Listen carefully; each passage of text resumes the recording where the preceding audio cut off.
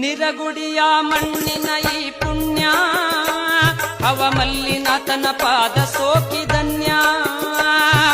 ನಿರಗುಡಿಯ ಮಣ್ಣಿನ ಈ ಪುಣ್ಯ ಹವಮಲ್ಲಿನಾಥನ ಪಾದ ಸೋಕಿದನ್ಯ. ಇಲ್ಲಿರುವ ಜನ ಎಲ್ಲ ಪಾವನ ಕಾರಣ ಹವಮಲ್ಲಿನಾಥನ ದರ್ಶನ. ಕಾರಣ ಹವಮಲ್ಲಿನಾಥನ ದರ್ಶನ.